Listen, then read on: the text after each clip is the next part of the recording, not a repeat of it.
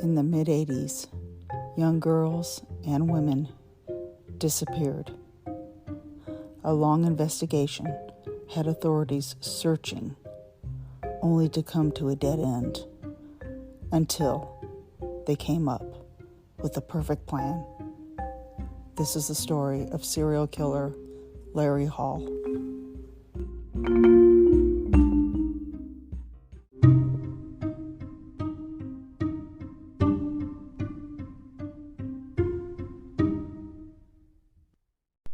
Good morning. It is Saturday, October 7th. I have to get my voice. Sorry, just woke up. Well, I've been awake for a little while. But I wanted to make my coffee because I am drinking Java Mama Death by Chocolate. It is so good. It reminds me of chocolate cake, just the cake part, not the frosting. That's what it tastes like. And it comes with, you can either get it on its own, or I got it in a set with a big, giant chocolate Rice Krispie treat. And it's not really Rice Krispies because that's a brand, but it's from another company. And oh my gosh, it's so big I can't eat the whole thing like at once. Like I have to slice pieces off of it. And it's good if you just want like a bite of chocolate with the coffee. You don't have to eat the whole thing. But so yeah, I had to wrap it up. I put it in a sandwich bag so I kind of take a little bit off. But I like Death by Chocolate. It is not a limited seasonal flavor. It's one of the core coffees that are on there because there's a group of core coffees that are always on the website. And I will leave the link in the show notes. I try not to drink in the microphone, sorry. I did put some Ready Whip on it because I'm out of my sweet cream creamer. I've got regular creamer, but I like the sweet cream now, and it's so hard for me to go back. So I always recommend putting some Ready Whip on top of your coffee. Okay, here we go. Boy, I got a story here. If you've ever watched Very Scary People, that's hosted by Donnie Wahlberg on ID. It used to be on another channel. I think it was HLN, I think. Now it's been on ID, and it's so good. Each episode has 2 parts, so there's 2 episodes for each case, and a lot of them are the big well-known ones. You know, Gacy, Ken and Barbie Killers, Bundy. There's a lot of, but there's also ones that I have not heard of, and this is one of them.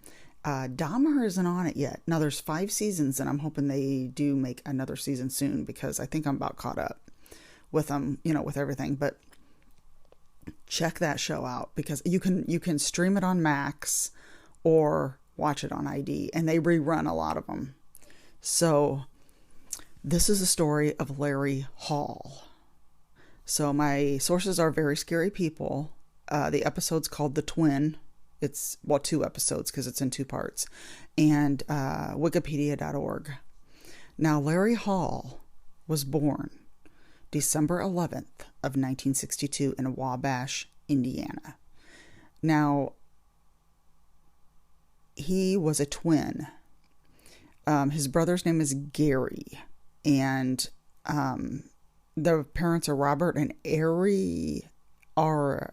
I'm not sure how to pronounce that. It's Aera. Ara. I'm not sure. Robert the father was a grave digger at a cemetery. And when Larry was born, he had a lack of oxygen to his brain. And I've never heard of this. But after he was born, he had the lack of oxygen to his brain because his twin brother, Gary, was feeding on him in the womb. I have never heard of this. But their mother had a monochrome, I do not know how to pronounce this. It's MONOCHORIONIC, pregnancy. And supposedly that is where you're pregnant with twins and they share the placenta, which, I never questioned that. I mean, I don't have kids, but we have many twins in my family. And I just kept thinking that they already had the same placenta. But no, I guess if they're born, I thought that. I did not realize I was going to talk to my mom about all this, and I forgot to do that when I was at her house yesterday, but I just never heard of that happening. That is just, oh my gosh, it just made me really think when I was thinking about the, anyway. So the twin Gary ended up being like the smart one. He was, and then Larry was total opposite. They went to West Ward Elementary, West Ward, W-A-R-D. And Larry was not very social and had a low IQ. So like Gary was total opposite. He was well-liked and smart. And I'm not sure if he played on any sports or not. I can't remember. But Larry helped his dad, Robert, dig graves at Falls Cemetery. And for some reason, he was horribly afraid of his dad. I don't even know why Larry would even help him do this job unless Robert made him. And I never found out why he was afraid of him. I don't know if they mentioned it on Very Scary People. They may have, but since that's like 2 parts, it's the second episode, the second part, which is the second hour, was really what got into the story for me. So I'm not sure if they mentioned why he was afraid of his father. But the job of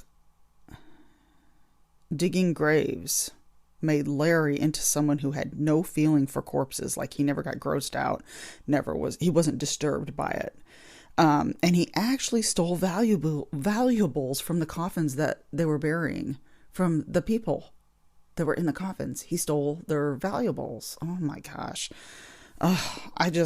Okay. Robert lost his job because he was burying people in the wrong plots. So he was really a big alcoholic, and because he worked in the cemetery, their house went with his job. So they had to move. And they moved into a 1-bedroom shack, is how it was described. According to Gary, Larry had no friends. This is Gary the twin. Larry had no friends and even tried to kill him many times. I'm not sure how, but they were both arrested as teens for breaking into a store. Larry also got in trouble for arson, burglary, and other small crimes as a teen. I don't think small crimes, petty crimes, like he didn't kill anybody, or I don't even think he got in trouble for assault, but that I know of. Now, he was made fun of a lot in school because he was slow and he had speech trouble and bedwetting. And you know how kids are, kids will tease and bully and everything else. Not all kids, but I've known a lot of them that did that. He did get a better job after high school. He does have a high school diploma. He got a job as a custodian, and then he got into Civil War reenactments that they hold all over the United States. And this was more about, for him to do this, it was more about him covering up his filthiness, meaning he didn't bathe. And it helped him cover up his violent tendencies. And he traveled. So when you travel, you go from place to place to place to place, and it's easier to do your crimes. So he would use this at his advantage, and he would find girls from towns, like the towns nearby where he was doing his war reenactments. He abducted young girls and adult women. He'd rape and torture them at times, and then kill them by strangulation or stabbing. He would even dismember them and then have sex with their corpses. I'm like, okay, I gotta get a drink coffee. I'm just like, that's disturbing to me. Okay,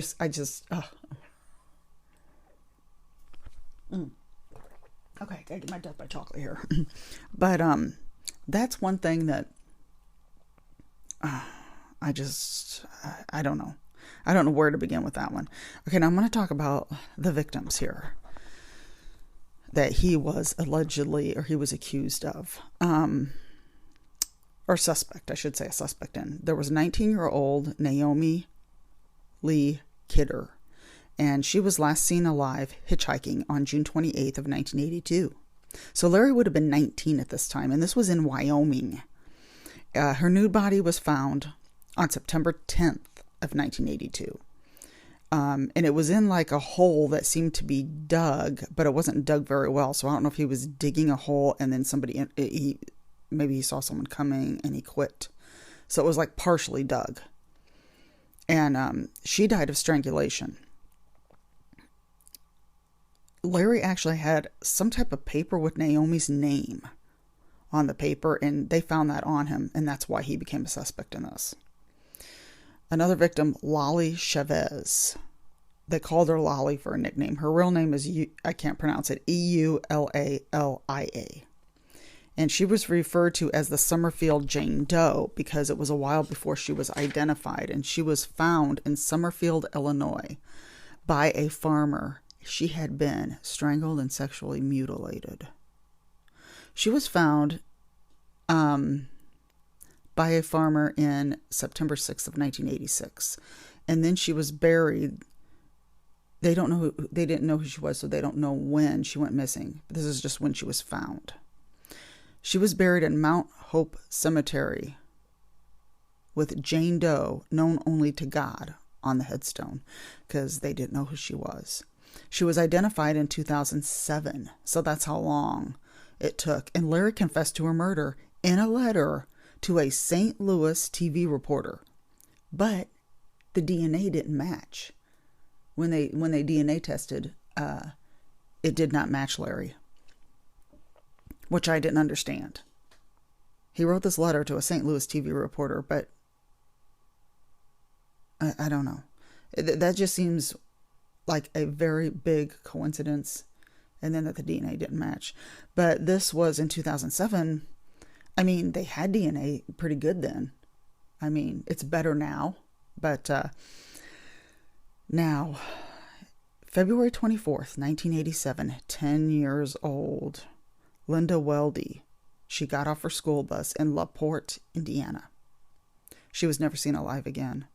She was found on St. Patrick's Day that year, March 17th, along some abandoned railroad tracks, and this was in Kingsbury, Indiana. She died of strangulation, and Larry was in that area at that time.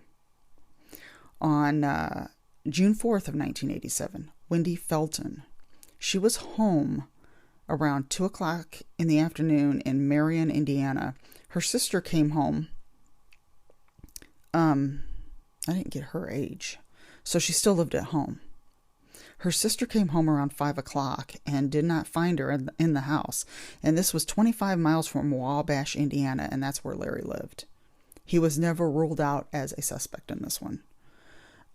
Paulette Webster was walking home in Chester, Illinois at 11 o'clock at night. And this was on September 2nd of 1988. She disappeared after this. They thought she left by choice, but in 2011, Larry Hall sent a letter to a writer named Christopher Hawley Martin. And this Christopher Hawley Martin wrote about Larry's crimes. I'm thinking it says a chronicle of serial killer Larry Hall. So I'm wondering if it was like in a newspaper or magazine. But he wrote about his urges, his crime urges, not the crimes because he wasn't proven yet to commit these murders, but the urges that he had. And Larry said Larry actually said he was responsible for Paulette, which was this girl here walking home in Chester, Illinois. And not only this, Paulette was taken through Chester near a mobile home park. He took her to some location out of the way and sexually assaulted her for several hours. And then this is what he says, and this is a quote from Larry. If I did it, I would have put her in a river or a field.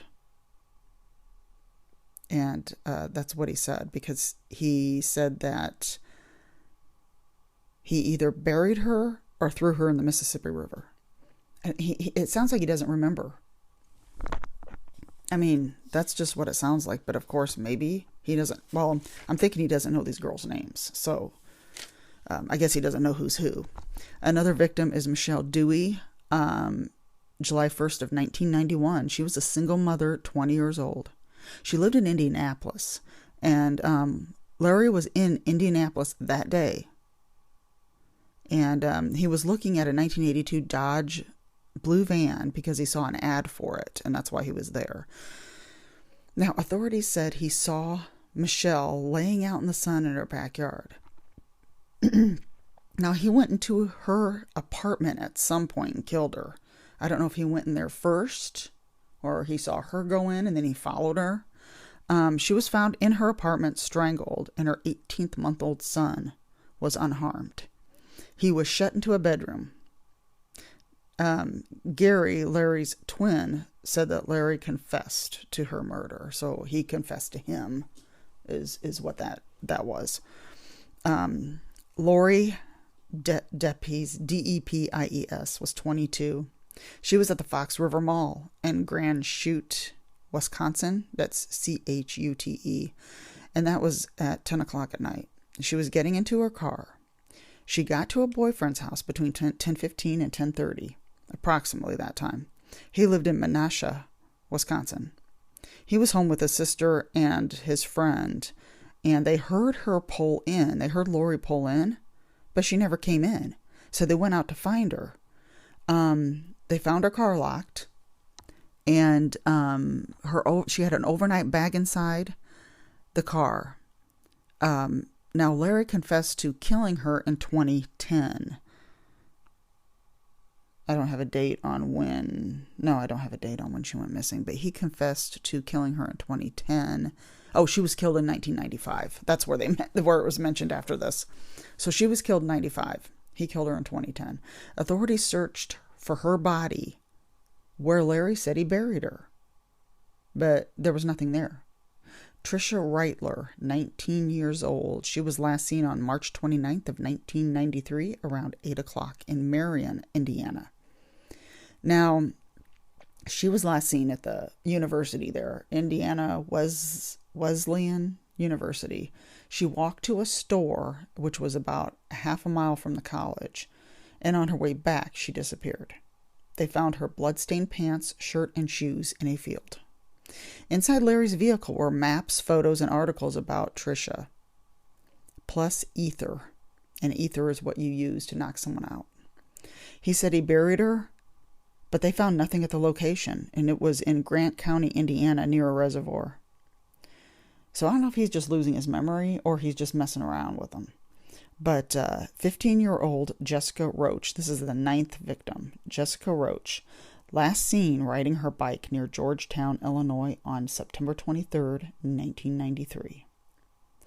She was found in a cornfield on November 8th of 1993, and that was in Perrysville, Indiana.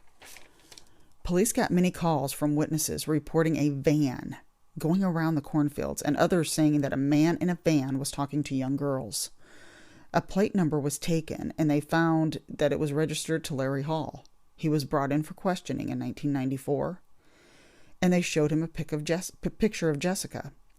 They saw him flinch when he saw the photo, and that made them suspicious of Larry. But he denied ever coming in contact with Jessica. But once Larry opened his mouth about details only her killer would know, he confessed. They found evidence in his van, so he was charged with Jessica's disappearance. I didn't find out what the evidence was. Now, he wasn't charged with her murder since they didn't know where she was killed, but he was found guilty in June of 1995. So he was found guilty of her murder, and I'm not sure exactly what he got, but he was in prison for it. Sorry, her disappearance, not her murder. I gotta get that right.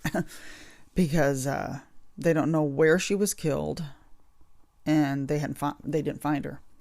Okay, now here it is, 1998, 3 years later. The FBI came up with a plan to locate these victims. A Chicago businessman who was serving time for drug conspiracy named James Keene. He was a nonviolent criminal, so he was in prison, but he never was not violent at all. He was very charismatic and likable, and they offered him a pardon to erase his sentence because they thought he would be good to help crack Larry. They wanted him to get Larry to talk and find out where these victims are buried. Because Larry was getting ready for his appeal, and they were afraid he was going to get it because Jessica had disappeared, but they never found her. So he was appealing, and they were afraid he'd get off. So James had to agree to go into the maximum security prison with other murderers and be friends with Larry. So he had to make friends with this guy. So he had to get Larry's trust so he would cough up where the bodies are. And I remember the first thing he said to Larry was, he said, "Excuse me, I'm new here. Where's the library? Can you show me where the library is?" Larry showed him where the library was, and then they just got to talking, sitting down in the library, and they just started chatting. And like I said, James is very likable and very charismatic, very easy to get to know. And they eventually became friends. Larry confessed to James that he killed Tricia Reitler. He actually made up a map with locations to where the victims were.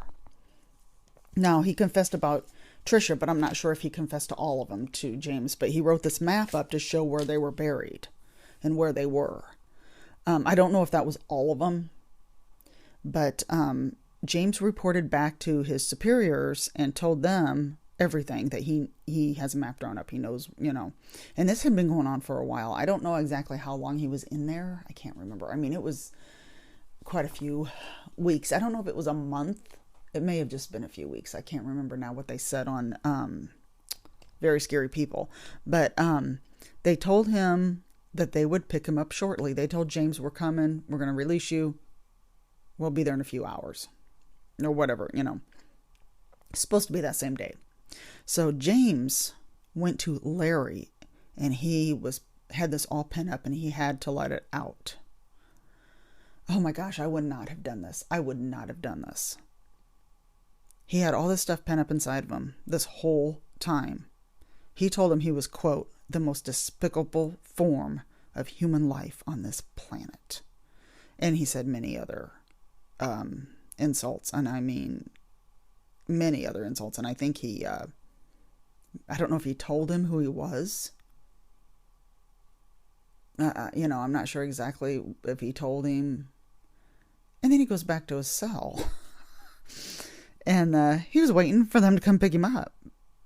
But guess what happened? Guess what happened? This would be me. This would be my luck. Like, I would not have done that. Because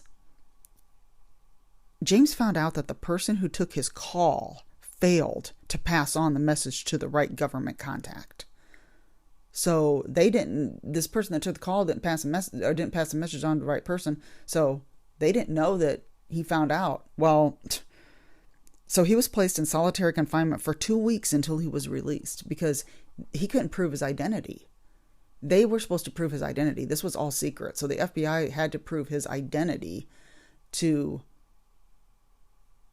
see. Nobody knew, not even the people at the prison didn't know that he was there just to do this. That this is my understanding. So he was placed in solitary confinement for 2 weeks, and unless they knew and they were doing this to keep him protected. I'm wondering if they did that to keep him protected, because I don't think it was ever mentioned why. But and not only that, it gave Larry plenty of time to get rid of the map he drew up. So that was gone. They never found it. I don't know what he did with it, but they never found it. James Keene was set free finally, and Larry Hall is locked up for life. They still had enough information to get him from what James told them, what he learned about Larry Hall. Because now when he saw the map and he told him where they were buried, James was able to remember. I don't know if he wrote it down or was able to remember it. But Larry's locked up for life. No possibility of parole. He is in the Federal Correctional Complex in North Carolina. Now, if anybody out there has Apple TV, it says Apple TV Plus I don't know if that's the same as Apple TV, but Apple TV Plus. I don't know how much it costs, but there is a 6-episode miniseries on there. It's called Blackbird. It has Paul Walter Hauser, known for the movie Richard Jewell, and he was also in I, Tonya, and he was in Black Klansman. I'm trying to think of all his movies because he pops up in a lot of them. He was really good in Richard Jewell, though. He was very good in that. But he plays Larry Hall. And Taron Egerton, who played Elton John, he is James Keene. The story's about their friendship in prison. And it's based on James Keene's book. This is a long title. In with the Devil, a fallen hero, a serial killer, and a dangerous bargain for redemption. And I would like to get this book. I didn't look it up. I might try to look it up and put a picture of it on my Instagram and Facebook page. If you are on there, I will leave all that in the show notes. My Instagram's Kelly's Coffee Crime Chat. So there's no and. It's just Kelly's Coffee Crime Chat. And the Facebook page is the same name as the podcast. So, which is Kelly's Coffee and Crime Chat. And I'm going to look this book up, and I had forgotten to do that before I got on here. But the miniseries on Apple TV premiered on July 8th of 2022. So it's been a while. That's been over a year, and I have not heard of this, but I don't have Apple TV. So I kind of want to see if I can get it just to watch that. If there's like a trial or something, I don't know. But this is Apple TV Plus. But that's the story of Larry Hall, the twin. Oh my gosh. It is amazing.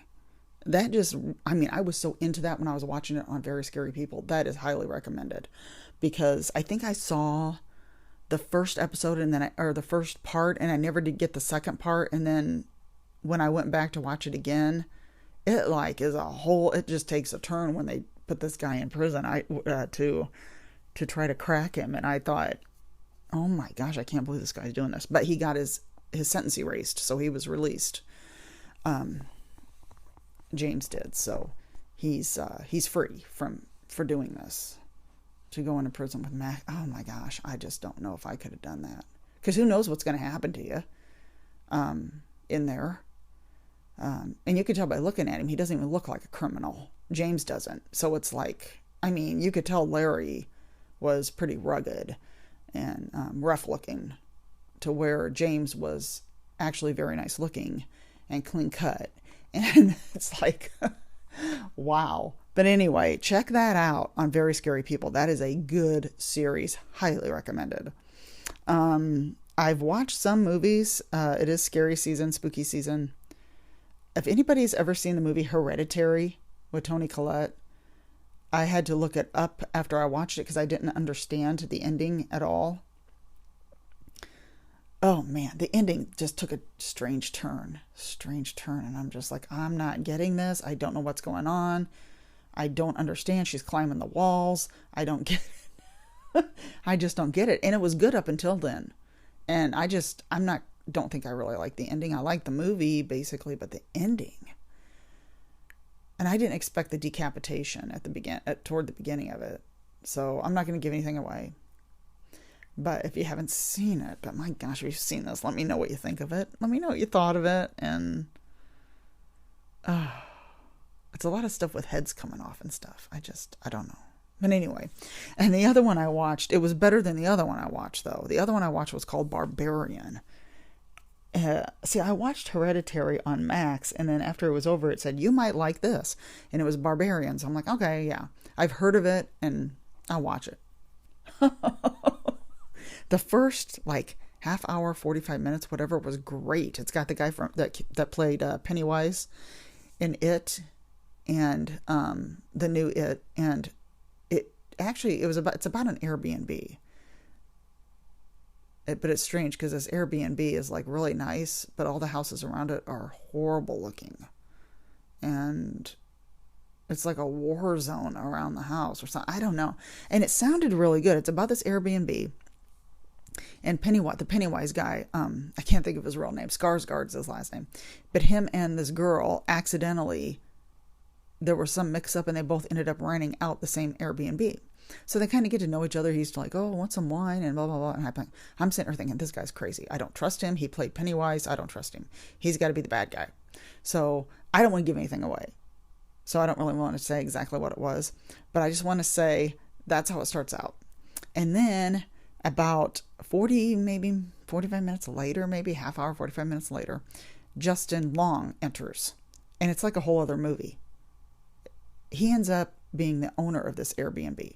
So he goes back to stay in it because he gets trouble with he's an actor and he got accused of rape. So he is now like suspended or something from his contract or something. So he goes back to stay in his own Airbnb, and he finds all these other people's stuff there that was there before. And he's like, there's somebody living here. So then he hears a noise downstairs, and you know how you hear a noise, you got to go investigate. And I'm telling you what, it got really almost funny after this. I'm like, what is going on with this?